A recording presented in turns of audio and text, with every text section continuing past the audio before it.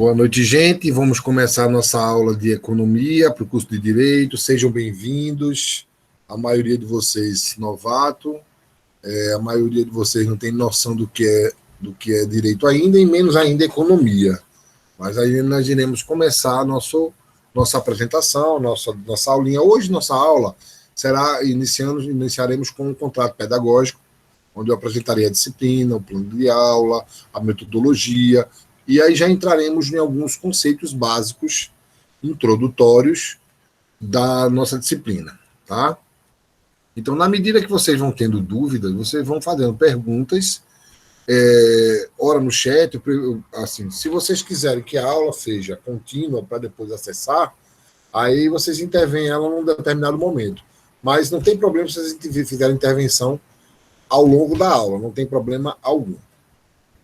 Bom, aqui é um pouco de mim. Eu sou formado em economia pela Universidade Rural, especialista em finanças e mercado financeiro, mestre em administração também pela Universidade Rural, trabalho na Facol desde 2001 e sou coordenador de logística desde 2017, coordenação de TCC de logística.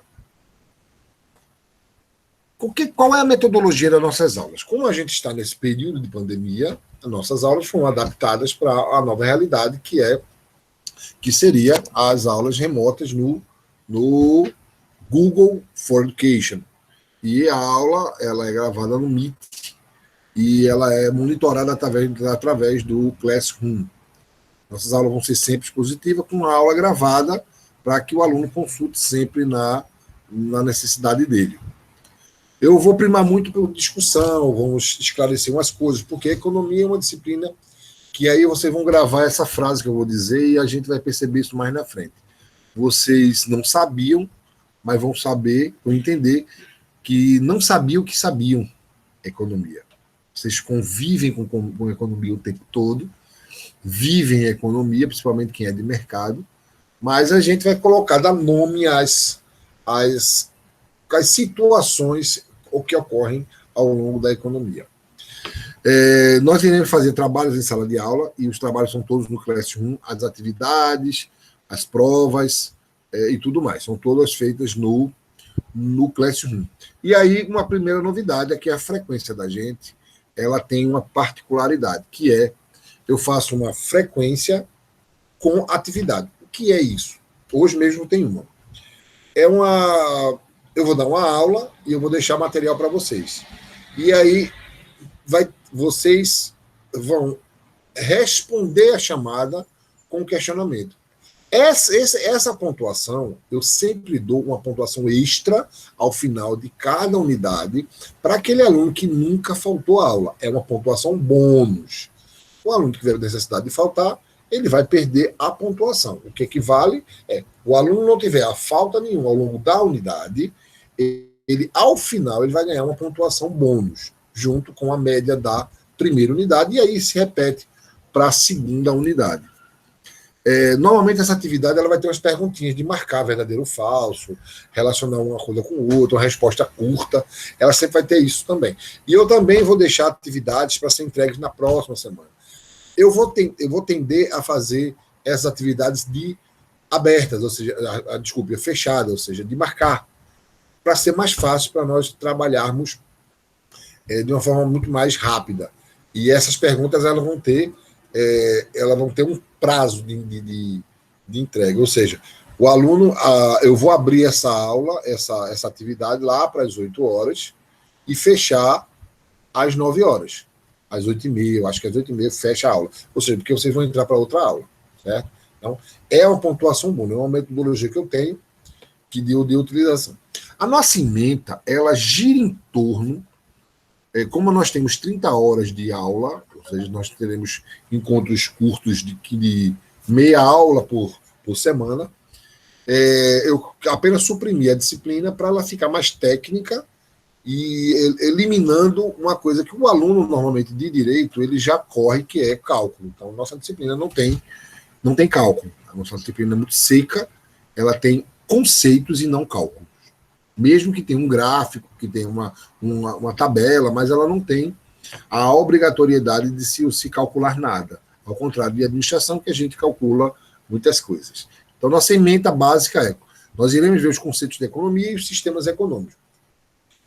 Nós iremos discutir a microeconomia, a macroeconomia, aí entraremos no setor público da economia, o comércio internacional e a balança de pagamento, que é o setor externo da economia, e fecharemos com a teoria do desenvolvimento econômico e uma abordagem básica, bem introdutória, sobre o desemprego, a inflação e alguns outros conceitos que vão permear. Tá? E qual é o objetivo da nossa disciplina? Conhecer os conceitos fundamentais da teoria econômica e trazer ela para a realidade de vocês. Porque a economia e o direito, elas se comunicam em várias situações. E nós iremos ver isso ao longo do nosso curso. Elas conversam, elas dialogam, elas têm essa interação e constante. Inclusive, existem alguns cursos específicos de direito econômico ou economia e direito. Existe um grupo de discussão do ramo do direito que ele fala de direito e economia. Nós iremos também trazer um pouco da relação causa e efeito dentro da economia. O que acontece aqui, o que gera ali. E a gente vai ver ao longo também da nossa disciplina. Então, como seriam os objetivos da nossa disciplina? É fazer com que vocês tenham a capacidade de interpretar os diversos conceitos à realidade existente. Essa é a nossa premissa: apresentar aos alunos conceitos e definições básicas para demonstrar a relação da ciência do direito com a economia. Capacitar vocês em relação à situação real da economia. Na segunda unidade, nós iremos tratar da macroeconomia. Aí vocês vão ver muito próximo, nós estamos no ano eleitoral, e aí vocês vão perceber o quanto a economia está presente na tomada de decisão, inclusive de uma prefeitura, por exemplo. Está aqui um pouco do nosso conteúdo programático, o que a gente vai ver ao longo da disciplina. A primeira unidade, ela é do lado esquerdo, e a nossa segunda unidade, ela vai para o lado direito, ou seja, o do item 1 e o item 2, eles serão a primeira unidade, o item 3, 4, 5 e 6 serão da segunda unidade. Nós iremos discutir a economia, o direito e a economia, que aí eu já dei um classroom. Vamos falar um pouco da parte do produtor, né, o lado do produtor. Vamos falar do lado do consumidor e depois falar do lado do mercado. E aí a gente fecha a primeira unidade. Na segunda unidade, a gente vai ver já a macroeconomia, ou seja, nós iremos discutir a contabilidade nacional, o PIB, a relação do PIB com o país, o que é PIB propriamente dito. Vamos discutir as políticas econômicas que existem no país, né? Discutir o setor público da economia, o que é o setor público, essas relações que existem, o setor externo, ou seja, a balança de pagamento, importação e exportação, e fecharemos com a teoria do crescimento e desenvolvimento econômico, que é isso que vai trazer um pouco mais de luz ao que está acontecendo no mundo. Uma relação interessante seria qual é o impacto da pandemia no PIB do Brasil. A gente vai poder entender essa relação e se há relação ou se não há relação. A primeiro momento, nosso contrato pedagógico, eu dou uma paradinha para ouvir vocês em relação ao que vocês entenderam, se vocês querem agregar alguma coisa a mais, querem incluir alguma coisa. Eu queria ver um pouco do comentário de vocês em relação ao nosso contrato pedagógico. Alguma colocação? Se não, a gente continua. Pode falar, pode escrever. Ok, então. Vamos embora. Professor. Oi. É Messias. Fala, Messias. É o seguinte, ao final da aula, é possível o senhor passar para a gente esse slide? Esse slide já está no Classroom. Ah, entendi. Ela já está. Eu botei hoje de manhã. Entendi. E esse slide de hoje, ele vai servir para, eu acho que a primeira unidade quase toda. É um slide comprido, mas eu acho que ela tem umas 3 ou 4 aulas. Não acho que 4 não, mas umas 3 aulas. Eu acredito que ela vai ter umas 3 aulas, é isso mesmo. Ela vai numa parte... Porque a economia, quando a gente vai ver, ela divide em 3 partes, né? a fundamentos, micro e macro. A gente vai ver, na primeira parte, esse grupo de slides, ele vai discutir os fundamentos econômicos. Eu acho que são 3 aulas, hoje e mais 2. Depois a gente entra com as teorias, o mercado, teoria do consumidor e teoria do produtor. E aí a gente fecha a primeira unidade, entendeu? Nós temos 5 slides. Esse slide, eu acho que ele vai contemplar 3 aulas, acredito isso, tá bom? Está subdivididinho já está, por exemplo, ele já está com esse nome aqui, ó, primeira aula 1, já está dizendo parte 1, aí de lá tem parte 2, entendeu? Eu voltei lá agora rapidinho e vi. Já deixei bastante material lá para vocês. Vou falar de cada um deles ainda hoje. Antes de eu começar a aula, então vamos falar do material especificamente. Eu deixei para vocês, deixa eu entrar aqui em detalhe, eu deixei para vocês 5 materiais. O que eu deixei? Eu deixei um livro de Fundamentos Econômicos, quem gosta de livro está aí para seguir. Eu deixei uma apostila que é produzida por mim, simplificada, que também vai servir para vocês. Deixei um capítulo, que é o Economia e Direito, que é esse que a gente vai fazer uma atividade para a próxima aula. Na próxima aula a gente vai marcar. Deixei uma pequena aula de hoje em apostila, bem resumida, e deixei o slide. Então, deixei esse material para vocês. O que vocês precisam acompanhar? As aulas iniciais, o slide, ele vai servir para você entender o passo a passo, a sequência das aulas. A apostila e o livro, você pode aprofundar. Esse material que eu deixei de economia aulas iniciais, é um apoio das aulas do slide, tá? Ok? Mais alguma pergunta, gente? Não, né? Então vamos continuar. Então, o que a gente vai ver na parte 1?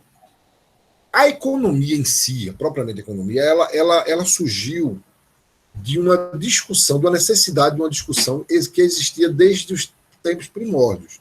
Quando eu falo primórdio, quando já existia a civilização já organizada. Então, assim, a gente discute um pouco do reinado, dos reinos, né? E onde era muito comum você ter a economia como uma chamada economia política. Era uma discussão muito mais prática do que teórica. Então, era muito comum você ter um economista, um pensador, né, uma pessoa inteligente, que era advogado, que era sociólogo, que era conselheiro, interpretador de sonhos, você tem muita coisa disso. E aí a economia, ela começou, houve a necessidade de haver umas discussões para torná-la ciência. Só para lembrar, o que é ciência? Ciência é quando você tem alguma área que você questiona ela e testa ela constantemente. Quando você faz esses testes, testar que eu digo é confrontá-la. E quando você faz esse confronto, você consegue torná-la ou considerá-la ciência. E para transformar a ciência em economia em uma ciência, a gente precisa ver alguns conceitos que permeavam a lógica natural das pessoas e torná-la e trazer conceitos para isso. Por exemplo, a economia tem algumas condições fundamentais. Por exemplo, necessidade humana. O que é necessidade humana? Entenda que a necessidade humana ela é um conceito que vai um pouco além do querer. É um conceito que é uma condição fisiológica e ela é subdividida, porque as necessidades humanas, elas são, por natureza, ilimitadas e infinitas. Então, o indivíduo sempre tem necessidades ilimitadas e infinitas. Por quê? Quanto mais a gente tem, mais a gente deseja. Isso é uma condição que a gente vai ver mais na frente, aprofundar um pouco mais na frente. Essa condição de necessidade humana, por ser infinita, ela é uma coisa muito mais conceitual. E aí qual é a relação dessa necessidade humana? É em relação aos recursos, as coisas que nós utilizamos e possuímos. E a gente chama de recursos produtivos, ou seja, os fatores de produção, para a gente dar um exemplo. O que são os fatores de produção? É aquilo que que é usado para produzir alguma coisa. Ele é limitado. Imagine que o alimento ele é limitado. Se você plantar constantemente, ele torna-se ilimitado. Não torna-se limitado, mas ele vai contemplando as necessidades humanas na medida que vão surgindo. Mas são recursos limitados. Os recursos naturais são ilimitados, porém, eles podem ser limitados, podem ser destruídos, a gente já sabe. A mão de obra, ele é um recurso limitado. O capital financeiro também é um recurso limitado. Então, olha só a situação da economia. Você tem o indivíduo, ser humano, com necessidades ilimitadas e os recursos limitados. Então, a economia surge para tentar aglutinar essa relação. Fazer com que haja, de alguma forma, uma satisfação momentânea dessa necessidade. E aí, o que acontece é que na relação de recursos escassos ou limitados e necessidades ilimitadas, o grande problema da economia surge, que é a escassez. O que é a escassez? É a ausência de recursos. Então, quando você tem escassez, você dá sentido, dá voz à economia. E aí a economia começa a existir enquanto conceito. Na concepção, a economia ele é uma ciência social, porque, como vocês viram, a discussão é em cima das necessidades humanas, e as necessidades humanas são ilimitadas. Então, é uma ciência, por sua excelência, é uma ciência social. E ela tende a buscar resultados dos efeitos que essa escassez de recursos causam na relação humana. Isso é a concepção da economia. Então, a economia, enquanto natureza, é uma concepção de relação entre a necessidade limitada e a escassez de recursos. Por esse motivo, alguns teóricos eles chamam a economia de a ciência da escassez ou a ciência do consumo. A gente vai ver isso mais na frente. Mas lembre-se muito desse detalhe. É a ciência da escassez, a ciência do consumo, mas o que é a economia propriamente dita? A economia a economia é um conceito que vocês vão entender que vocês já conheciam, mas não sabiam o que era economia. Economia vem do grego ecos, que vem de ambiente, vem de casa, né? Tem até aquele natura ecos, que vocês vão ver, vem de ambiente, e nomos significa administrar. Ecos, nomos, significa administrar o lar, o ambiente, a casa, o espaço, o ambiente em si. Isso é economia. Logo, como eu sei que a economia é uma ciência social, é uma ciência que estuda como os indivíduos e a sociedade decidem utilizar esses recursos, que são escassos, né, limitados, porém as necessidades são ilimitadas. Essa relação entre as duas condições conceituais é a que torna a economia vigente. Então, é a ciência que estuda a escassez, é a ciência que estuda o uso do recurso escasso, o uso alternativo dele e tal, o estudo pelo qual a sociedade administra esses recursos. Então, o conceito, aí a gente não está falando de definição, a gente está falando de conceito da economia, ela traz em consigo essa relação entre a necessidade e a escassez. Ou seja, a economia é a ciência social que busca alocar os recursos escassos da economia para a satisfação dessa sociedade que quer, de forma ilimitada, se satisfazer. Então, essa já é a definição da economia. Então, é a ciência social que administra os recursos escassos. Que recursos escassos esses? Aqueles que estão presentes na natureza, ou aquele que é uma força de trabalho, tudo aí, essa relação que existe numa economia real. Tá? E aí, para a gente entender de onde vem essa condição dos conceitos básicos da economia, da definição da economia, a gente tem que trazer alguns conceitos para vocês. Eu trouxe para vocês alguns conceitos, como riqueza, necessidade, utilidade, e até mais outros dois que eu também trouxe, que está lá no material de apoio. O que é riqueza? Riqueza é um conjunto de coisas materiais, inicialmente, ou seja, tangível, aquilo que você pega, e também imateriais, aquilo que você tem, mas não tem como pegar, né? Ou seja, a pessoa é rico porque tem patrimônio e é rico porque, vamos lá, nasceu numa família rica. Não é dele, é dos outros, mas tem aquela condição. Então, é um exemplo assim. Você tem um bem como um avião e você tem um bem intangível que é usar o seu avião para ganhar dinheiro transportando pessoas. Aí é intangível. Riqueza, ela é relativa. Então, eu queria que vocês entendessem que a riqueza é uma relação também, é uma condição relativa. Porque a pessoa pode ser rico uma pessoa pode ser mais rica do que outro, tendo menos patrimônio do que outro. É uma riqueza relativa. Um exemplo que eu dou muito é, vamos lá, se a gente pegar um Silvio Santos da vida e ver lá quanto é que ele tem hoje de dinheiro em espécie. Se a gente somar o dinheiro de espécie dele, botar dele em cima de uma mesa e chamar uma pessoa que acabou de fazer ganhou na Mega Sena, ganhou 200 milhões de reais e botar na mesa, se você pegar de forma relativa, essa pessoa que ganhou na Mega Sena é mais rica do que o Silvio Santos. Só que o Silvio Santos tem patrimônios que não são físicos, são físicos, estão imobilizados, que ele ainda vai, quando ele converter em moeda de espécie, ele vai ficar, obviamente, mais rico do que aquele indivíduo. Outro conceito que eu trago para vocês é necessidade. A gente viu a questão da necessidade, que a necessidade humana ela é ilimitada. Mas o que é a necessidade? Necessidade é uma condição fisiológica, ou seja, é inerente ao indivíduo, da pessoa, e é uma condição fisiológica coletiva. O que quer dizer?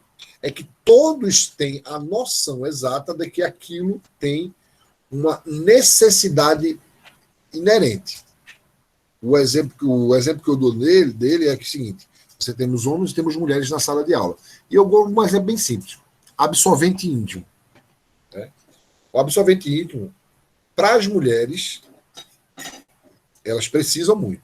O homem não precisa. Mas tanto o homem como a mulher tem certeza da necessidade dessa coisa do absorvente íntimo.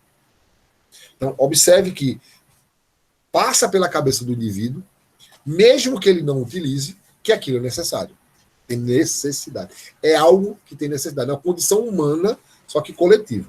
Já a utilidade também é uma condição fisiológica do indivíduo, só que individual. Ou seja, utilidade, que significa, é quando aquela coisa ela é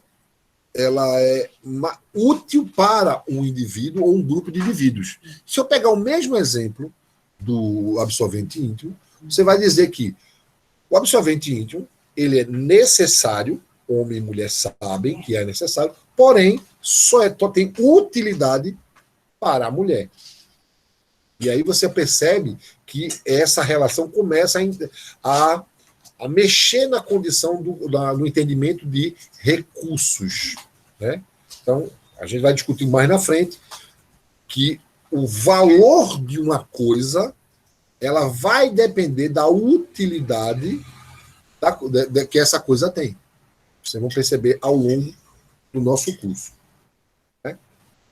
Quando a gente discute também na economia, trazendo esse conceito de utilidade e necessidade, e também da necessidade humana, surge o primeiro impacto da economia como ciência.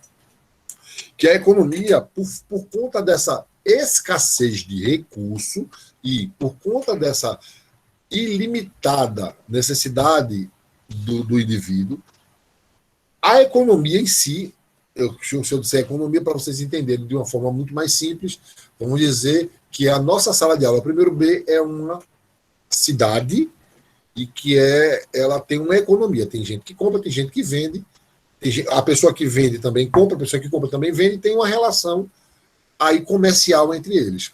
E aí, por conta dessa necessidade de utilidade, imagine que o primeiro B vai vender algo, ou algumas coisas, para toda a Unifacol. Né? Mas A questão é, como tem escassez de recurso, você não pode fazer tudo. E a primeira pergunta é, o que produzir? Quanto produzir daquilo que foi escolhido? Porque eu não vou pegar toda uma sala de aula e mandar produzir 22 coisas diferentes. Vai produzir uma quantidade muito pequena, não vai satisfazer a necessidade de todo mundo, e, além do mais, pode ser que venha com má qualidade. Então, vamos focar todo mundo em um produto só. Então, a decisão, por conta da escassez de recursos, eu tenho pouca coisa, eu tenho que estar tiro curto, a decisão ela é curta. Então, o que produzir? Escolhe-se a partir da escassez que se tem e da necessidade desse bem, desse produto. Quando eu discuto o que produzir e quanto produzir, eu vou também escolher o como produzir, qual o processo de produção que vai ser utilizado. Lembre-se que a gente tem mão de obra também escassa. Então, qual seria o processo de produção? Se vai ser rudimentar, se vai ser tecnologia, se vai ser plantar, colher e vender, se vai ser plantar, colher, beneficiar, ensacar, selecionar e vender mais caro, tudo mais. E para quem produzir? Qual o foco principal daquilo ali? Aquele público-alvo do produto. Quando você escolhe quando você soluciona esses três problemas, você consegue resolver boa parte dos problemas da economia.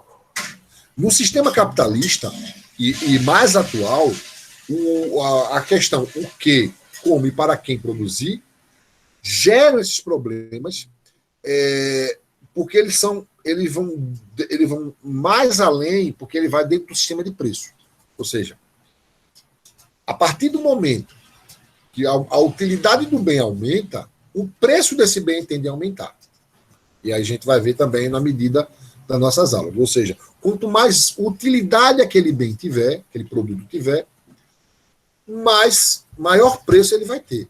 Aí, olha que eu vou discutir preço e valor, que são coisas diferentes. Tá?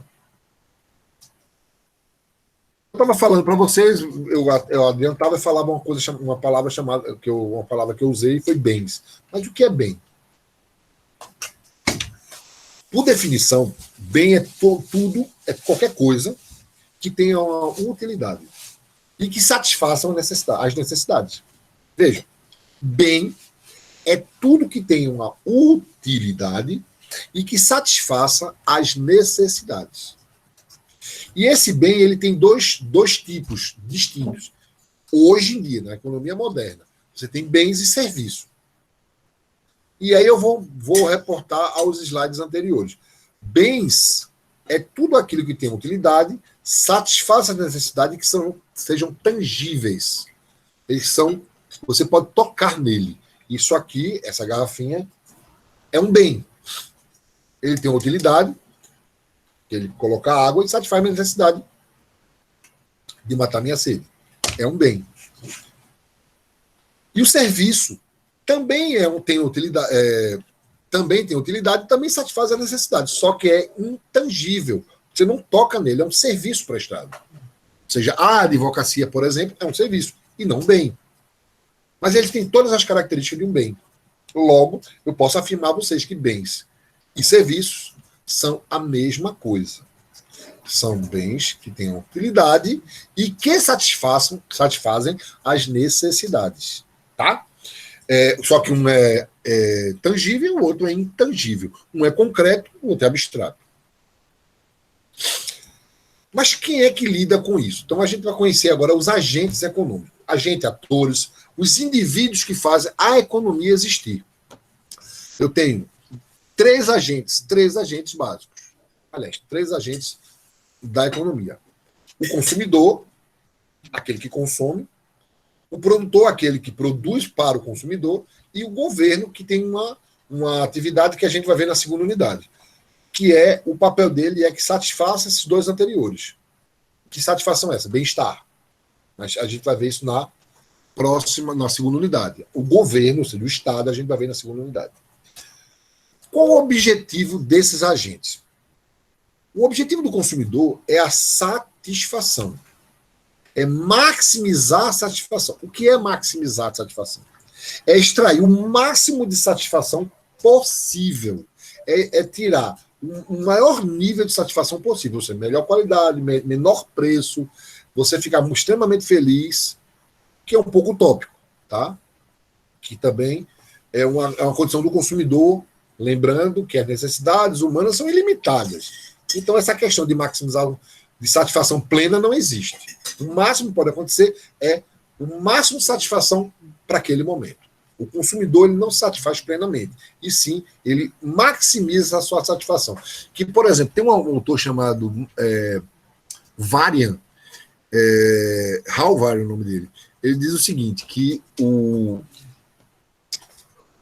a satisfação, o indivíduo ele busca o seu melhor, o melhor para ele. Só que ele não encontra o melhor, então ele vai para o segundo melhor. Nós, consumidores, buscamos constantemente o primeiro melhor, mas dificilmente nós encontramos o nosso primeiro melhor. Então nós nos satisfazemos com o segundo melhor. Quem é que consegue obter o primeiro melhor? Existem algumas condições. A pessoa que chega primeiro, a pessoa que tem mais recurso financeiro, essas pessoas nem sempre, mas a maioria das vezes consegue obter o seu primeiro melhor. Mas na maioria das pessoas, eles se satisfazem com o seu segundo melhor. Para isso, a gente chama de maximizar a satisfação. Já a empresa, o empresário, a firma, ela tem um outro viés, porque ela pensa em, além de... É ela que vai satisfazer a necessidade do consumidor, mas ela pensa em maximizar o seu lucro, ou seja, extrair o máximo de lucro possível. Como é que se maximiza lucro? É vendendo o mais caro possível, gastando o mínimo possível. Ou seja, o empresário, o produtor, a empresa, ele busca maximizar o lucro e minimizar os seus custos. Esse é o objetivo da empresa. Vamos chamar de empresa. Já o governo, qual é o objetivo do governo? Ele também é um agente econômico, né? Que a gente vai discutir que ele também é um agente econômico, mas o objetivo dele é levar bem-estar para os dois agentes anteriores. Isso aí a gente vai ter um item específico dele lá na segunda unidade. A economia ela é dividida em duas partes, mas como eu disse logo no começo, ela tem uma terceira parte. Mas é uma terceira que ela se encaixa nas duas. A economia é dividida em fundamentos econômicos, e até tem uma frase que algumas pessoas gostam muito de falar, é que os fundamentos econômicos estão sendo obedecidos no Brasil, enfim. A gente vai entender o que são fundamentos. Fundamentos são conceitos básicos que permeiam a economia enquanto aplicada. Então, fundamento, ela dá base para essas duas partes da economia. A economia, a microeconomia e a macroeconomia. A microeconomia é a parte da economia que lida com esses agentes de forma individual. Ou seja, é a parte da economia que vai falar sobre o consumidor, vai falar sobre a empresa e vai falar sobre o mercado ao qual ele pertence. Essa é a microeconomia. E aí os fundamentos para isso, eu já estou dando. Vou conceituar vários fundamentos para que vocês consigam entender a microeconomia.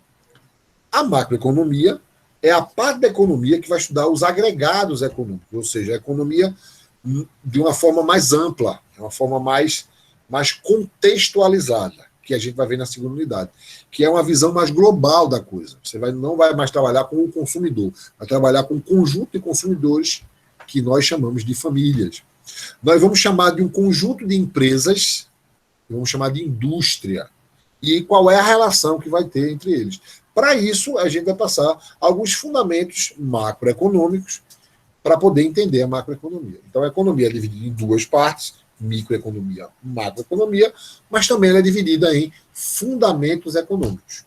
Começaremos com fundamentos, aí depois entraremos em microeconomia.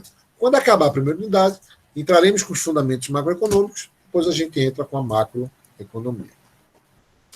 Bom, a primeira parte a gente já discutiu aqui, eu quero ver com vocês se está muito claro para você, para a gente entrar propriamente dito nos fundamentos econômicos. Alguma dúvida, pessoal, até agora?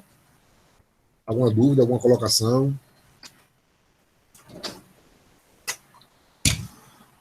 Vamos dar. Sempre a gente vai ter um intervalinho de 5 minutos, 10 minutos, para respirar, tal, para a gente não ter uma aula direto. Mas eu gostaria também de discutir com vocês, tá?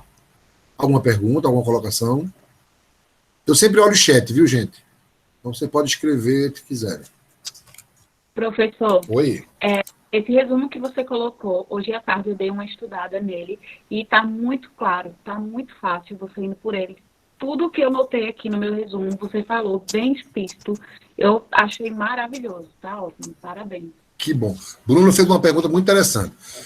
Na verdade, não foi um questionamento. Professor, o conceito de riqueza é subjetivo. Riqueza é subjetivo porque, você, como eu estava explicando, ter posses não quer dizer que ele tem riqueza. Tem até um livro do Adam Smith, que é A Riqueza das Nações, que ele questiona que por que países são mais ricos do que outros. Você pega um país asiático, que é mais pobre do que um país da Europa, mas ele tem, por exemplo, pedras preciosas. Então, riqueza por riqueza, o país asiático pobrezinho que tem até africano, ele é mais rico, se você falar de forma subjetiva. A riqueza é subjetiva porque ela não diz de fato o que ela é, porque a gente tem que entender o que é riqueza. Riqueza não é ter a posse, é ter posse constante daquilo. Como os recursos são escassos, você não vai ter posse constante. É como se você ganhasse R$1 milhão e começasse a gastar. Então você estaria rico, não estaria? Mas começasse a gastar. Esse dinheiro ia acabar. Esse dinheiro ele não é retroalimentado. Como ele não é retroalimentado, ele é escasso. Se ele é escasso, você não tem riqueza. Deu para explicar, Bruno? Continuando nossa parte, beleza. Então, o que a gente vai ver agora na segunda parte? Conceito de bens. Bens, como eu disse a vocês, é tudo que tem utilidade que satisfaça as necessidades. Então, como eu entendi que a economia, que os bens é tudo que tem utilidade e que satisfaça as necessidades, eu vou entender que existem bens em tudo que a gente está falando. Se a gente parar para pensar, tudo são bens. Tudo que você tem utilidade e que satisfaça a necessidade. E esses bens eles são subdivididos em 2 grandes grupos. Os bens livres e os bens econômicos. O que são os bens livres? São aqueles bens que estão em abundância na natureza. Eles têm demais, eles estão na natureza para você utilizar quando quiser. E não se cobra valor por eles, porque ele é natural, um recurso natural. Seria o ar que respiramos, o sol que nos alumia, como diz o Matuto, a água do mar. Isso são bens livres, não se cobra por ele, não se deve cobrar por ele. A gente vê alguns exemplos de que tem resorts que limitam e cobram o acesso à praia. Isso não pode. E aí a gente vai começar. Vocês vão discutir o que é lei, por que é lei. Quando você faz com que haja algo que as leis naturais não são obedecidas, ela passa a ser uma espécie de crime, vamos chamar disso. E existem os bens econômicos. Aí sim que a gente vai discutir que é a base da economia. Os bens livres são a natureza e os bens econômicos são aqueles bens que eles são escassos. E aí a gente tem que entender de novo o que é escassez. A escassez é a ausência não só do quantitativo, mas também do acesso a ele. Porque, por exemplo, se você parar para pensar, o petróleo é um recurso natural. Mas ele é escasso na sua extração. Porque nem todo mundo tem mão de obra suficiente para extrair, tecnologia suficiente para extrair, capital financeiro suficiente para extrair, fazendo com que aqueles recursos, para fazê-lo, para tirar esse recurso natural, como não deveria ser cobrado, em um recurso viável. E, além do mais, vamos considerar que o petróleo brote da terra, de forma muito simples, muito fácil. O que é que nós, pobres mortais, iremos fazer com o petróleo? Então, o petróleo tem todo um processo de produção para virar gasolina, transformar em alguns de seus derivados. E aí, essa tecnologia, esse subproduto, ele tem um processo de produção. E esse processo de produção também é escasso. Por esse motivo, da escassez, não só de acesso, mas de processo de produção, se atribui valores a ele. O que se atribui valor ao produto, ao bem, é a sua escassez de diversos níveis. Ou seja, se pegar o exemplo do petróleo, o petróleo ele é um bem natural, mas ele tem escassez de sua extração, do acesso a ele. Você pega o pré-sal, por exemplo, ele está a 200 metros de profundidade, mais 7 quilômetros na camada dentro da terra. E aí o acesso é mais difícil. E aí eu vou dar um toque para vocês. Quanto mais escasso o bem for, mais caro para o bem é. Deixa eu pegar uma pintura de Pablo Picasso. Por que ele tem um valor, ou às vezes um valor incalculável? Porque primeiro só tem aquele. Já é escasso. O quão escasso ele é que vai torná-lo mais caro. Uma pedra preciosa, quanto mais difícil obtê-la, mais cara ela é. Um tempo desse, eu acho que na década de 60, 70, até na década de 80, a pérola era caríssima. Colar de pérolas. Hoje em dia se planta, chama-se plantar, tá? A cultura, plantar as ostras que produzem a pérola à torta e à direito. E ele já sabia, inclusive, eles escolhem o tamanho delas. E ele ficou mais barato, a pérola em si. Entendeu? Então, os bens que a gente vai discutir aqui para frente são os bens econômicos. Os bens escassos, eles não são comercializáveis, tá certo? Dentro dos bens econômicos, eles dividem-se eles se subdividem. Os dois primeiros e os dois últimos. Os dois primeiros, eles têm a ver com a renda do indivíduo. E os dois últimos têm a ver com o preço do produto. Tá? O que é um bem normal? Ele tem uma relação com a renda do consumidor. Quanto maior a renda do consumidor, maior o consumo desse bem. Existem bens que quanto mais a gente ganha, mais a gente consome ele.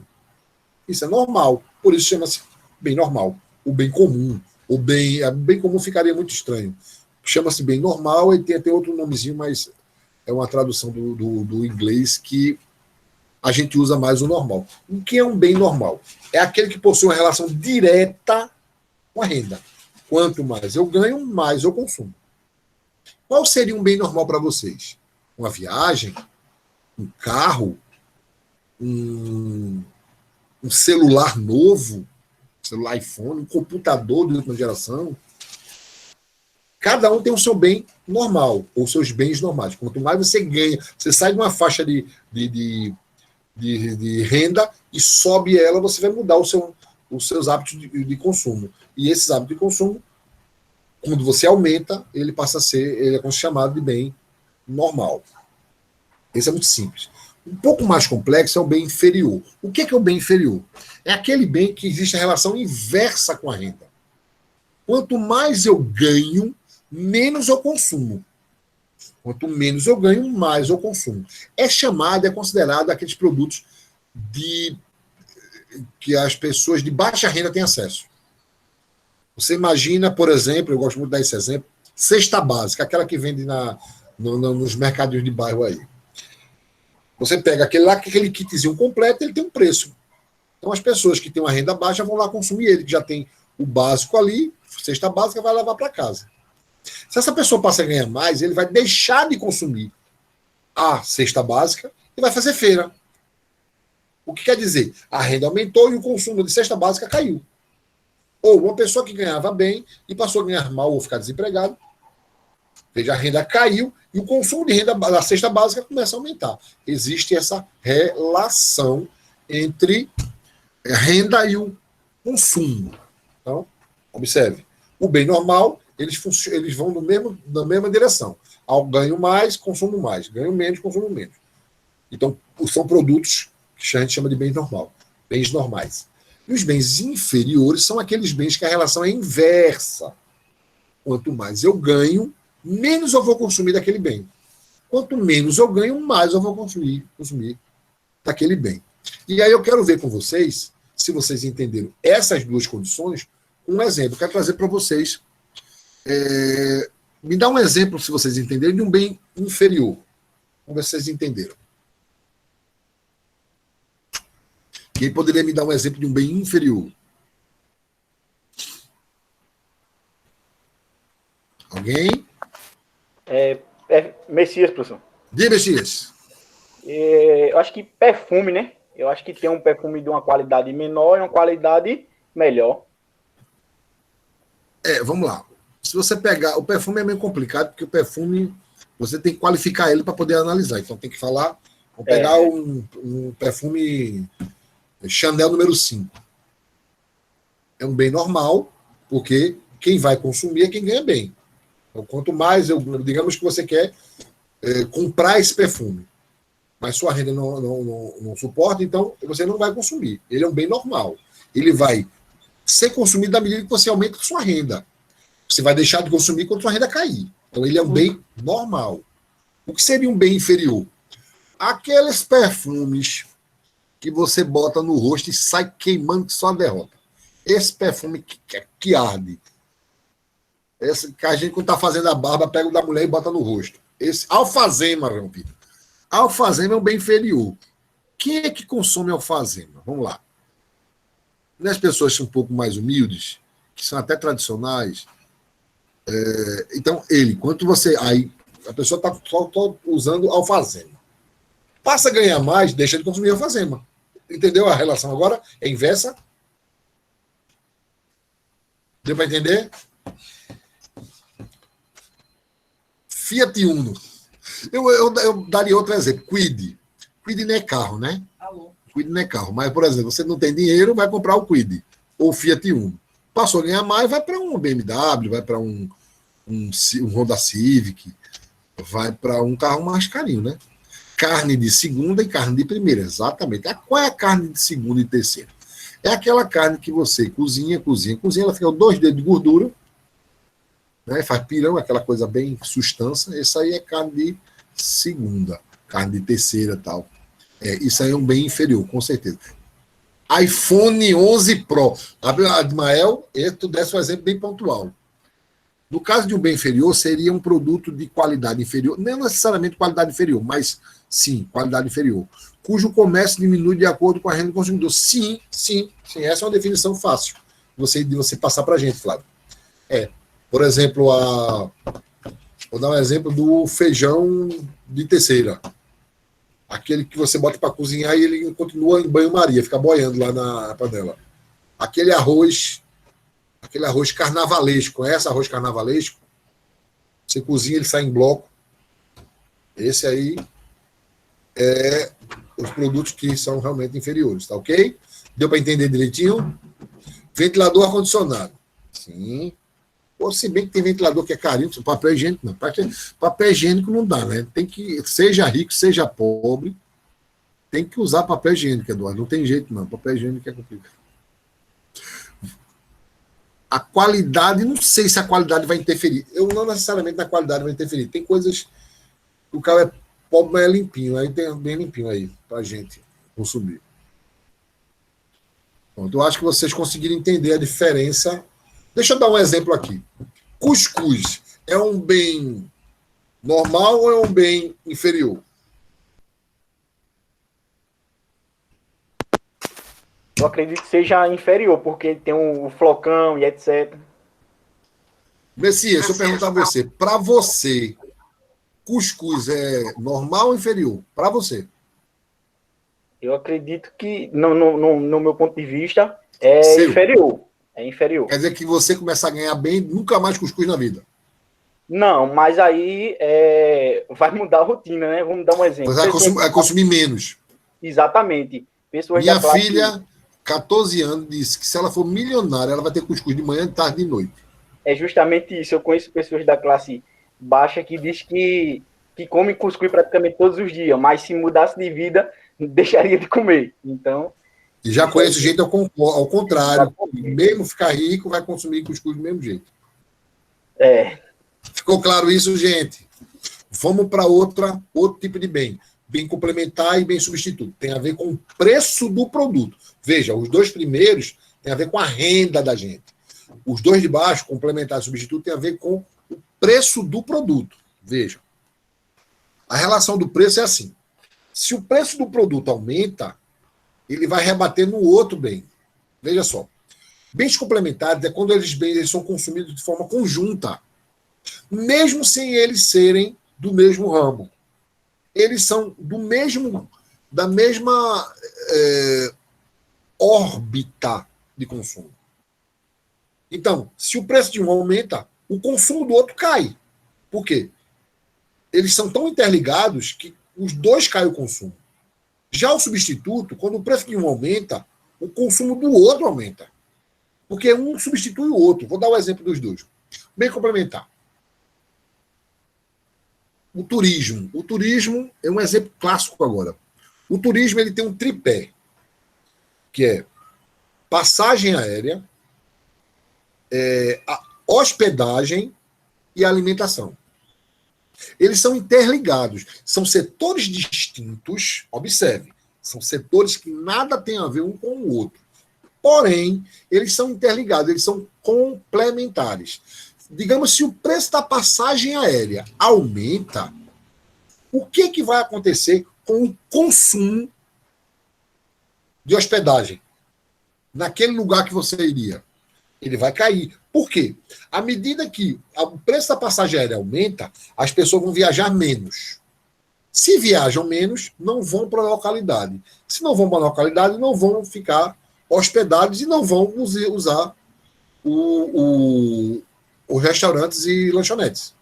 Eles são interligados, são bens complementares. Tá? Um exemplo também, pneu e carro. Se o preço do carro aumentar, o consumo do carro vai cair. Logo, o consumo de pneu, ninguém vai comprar pneu para deixar guardado em casa. Eles são interligados. Certo? Gente, deixa eu falar rapidinho. Raíssa Genfer, ela não está entrando com o e-mail institucional. Dá para vocês avisarem ela no grupo para entrar com o e-mail institucional, por favor. Já o bem substituto, como o próprio nome diz, um substitui o outro. Ou seja, o preço de um aumenta, o consumo do outro vai aumentar. Pô, o exemplo que a gente sempre dá é manteiga e margarina. Você está acostumado a comer manteiga? Teve um tempo desse que a manteiga estava a R$10 um potinho de 250 miligramas. E aí, naturalmente, eles iam para a margarina. Ou seja, o preço do produto manteiga aumenta, o consumo cai. Por que cai? Porque é substituído por margarina, o consumo aumenta. Existem bens que são substitutos e eles precisam ser substitutos perfeitos. Os bens precisam ser substitutos perfeitos. Passagem aérea e passagem de ônibus, andar de Uber, andar de bicicleta, táxi Uber. Eles têm que ter a mesma finalidade para a gente fazer essa avaliação. Vamos analisar, ver se vocês entenderam. Me dá um exemplo. Professor, Oi, desculpa interromper. Sobre esse exemplo que o senhor está dando agora, envolve também a questão da nova gasolina agora, o combustível que vai ter aí uma questão de... A nova gasolina não, porque vai ser substituída naturalmente. Vai deixar de produzir a antiga para ficar só com a nova.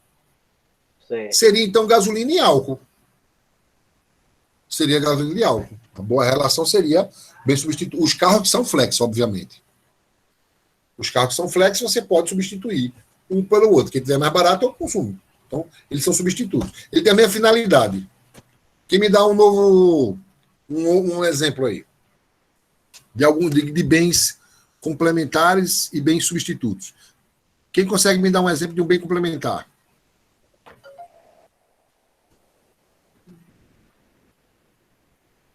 Nada? Carro a combustível, carro elétrico. Boa. Inclusive vai para a renda também, para o bem normal. Se você tiver dinheiro, se ficar muito caro, ficar muito caro o carro elétrico, você vai comprar um carro a combustão. Perfeito, perfeito. Me dá um bem complementar aí, se alguém conseguir entender. Complementar que eles são consumidos em conjunto. Energia solar. Substituído por energia elétrica. Isso. Certo, certo também, perfeito. Se você considere que você tem as duas ofertas, né? Você tendo as duas ofertas, eles vão valer como exemplo. Perfeito, perfeito, perfeito. Bom, conseguimos entender, né? Eu acho que por hoje, a nossa parte, vamos parar aqui em bens para depois a gente entrar. Deixa eu ver como a gente ficou, qual é o nosso próximo slide, porque aí eu vejo se há necessidade, que eu tenho umas coisas para ver com vocês. Rapidinho. Vamos deixar para a próxima aula, complemento da nossa aula. Para começo de aula, a gente discutiu hoje a primeira parte dos fundamentos econômicos. Então, a gente veio até... Nós vamos agora finalizar os fundamentos com demanda e oferta e equilíbrio. O que é demanda? Demanda é o consumidor que quer o produto. Oferta, e a gente vai desmistificar isso, por isso que eu preciso de mais de tempo, que oferta é quando o empresário coloca à disposição os bens e serviços para o consumidor consumir. O que eu quero discutir com vocês agora é a atividade, e ver com vocês, antes de acabar a nossa aula, a atividade que a gente vai fazer para vocês como presença. Todo mundo acessa o Classroom, e eu vou abrir para vocês aqui a atividade para vocês aprenderem. Aqui, ó.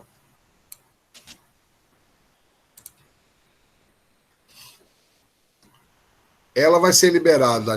Por que eu liberei às 9h15? Deixa eu mudar aqui, tá, gente?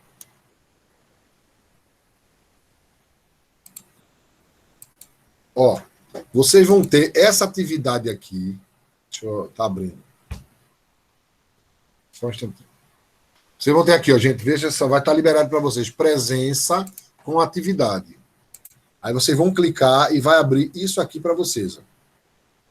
Tá? Vocês vão botar o nome completo de vocês e vão responder esse item aqui, esse aqui também. Vocês vão responder esses dois itens e vai valer como presença. Entenda que a única coisa obrigatória é vocês colocar o nome de vocês, colocarem o nome de vocês. E essa pontuação aqui é só para a gente ver como é que vocês ficaram, como vocês estão entendendo, se vocês conseguiram entender, se estão com dúvida. Essa aí vai valer só como fixação, tá bom? Deu para entender o que a gente vai fazer hoje? Todo mundo compreendeu?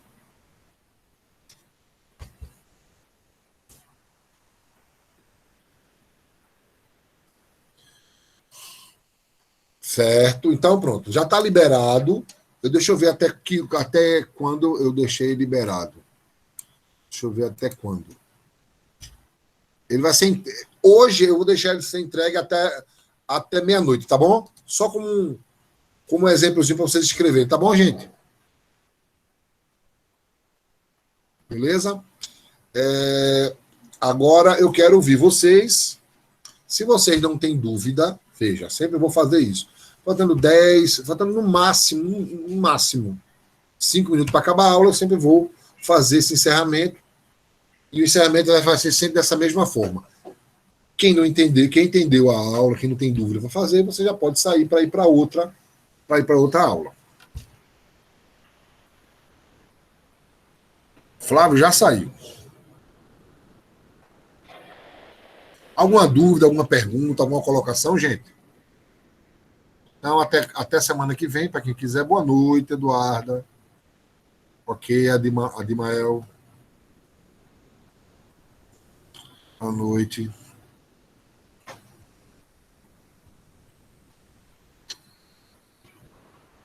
Professor. Oi, Messias. Nenhuma dúvida, só parabenizar e agradecer. E até a próxima aula.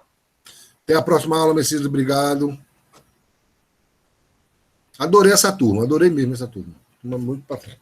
Essa aula vai estar disponível para vocês até amanhã no grupo. Tchau, Bruno.